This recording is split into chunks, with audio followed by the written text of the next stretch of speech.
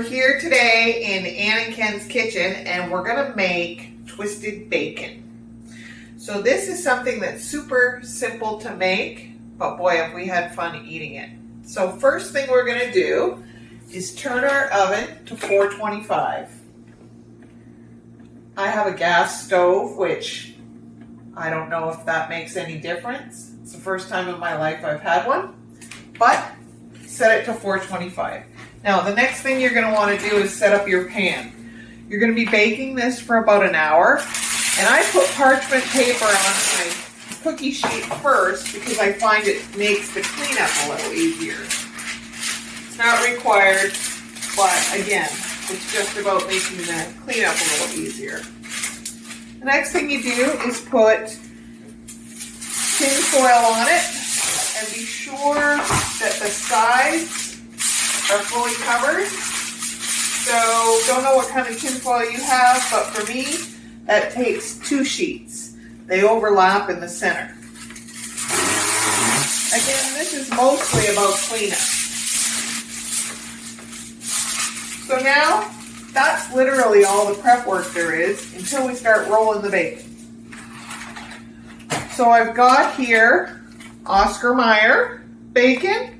That being said, I've used all different kinds. I've used the Costco brand, the Sam's brand. I've tried everything. It's the first time using this type of bacon, so we'll see how we do. You ready? Okay, so now we're ready to open our bacon. And just in terms of food safety, I've already washed my hands and my area is clean, which is always necessary. Oops. All right. So everyone has their own way of doing this. I've worked with a couple different chefs in my kitchen that have helped me with this, and everybody kind of finds their own way on the best way to twist the bacon. For me, I just take one end, take the other end, and I start twisting.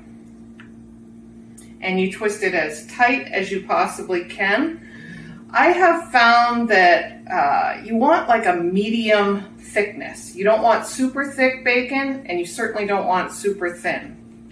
Twist it as tight as you can, and your first one, put it right against the side of your tray.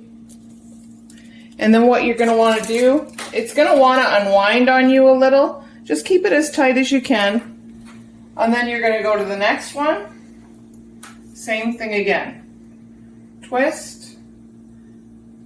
You can see how I'm doing it. Again, as tight as you can get it. No perfect here, but as tight as possible is good. Then you want to push it up tight against the one beside it. This is going to help it as it's cooking to not unwind. So here we are.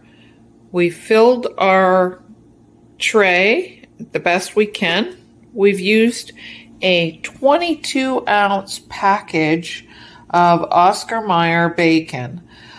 Typically, I find that it takes 2 full pounds of bacon to fill a tray. Sometimes it may be even a little too much, and you end up using the edges to lay the bacon the other way. Anyway, we've preheated our oven, as I said earlier, to 425, and we're ready to put it in.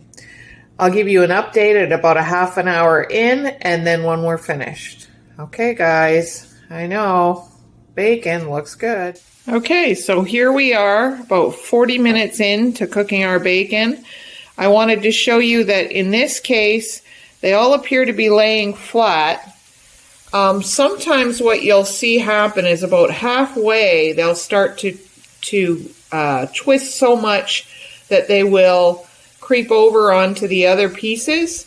So at that point it's best to straighten them out and try and lay them as flat as you can. They'll pretty much hold their twist from this point on, but you do want to keep them separate. Okay, stay tuned for the end. Okay, so here we are, an hour after cooking. You can see some of these are quite dark. It'll be up to your own personal taste how you want to do these.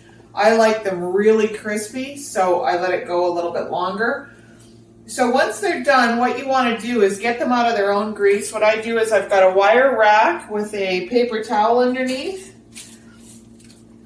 And I just put them on here to drain. And once they've cooled off, I put them in a plastic container. I really can't tell you how long they last in the fridge because around here it's only about a day. We use them as a garnish in Bloody Marys or Bloody Caesars, and we just grab them out of the fridge for an easy keto snack. So we hope you enjoy our bacon twists, and we'll see you again soon.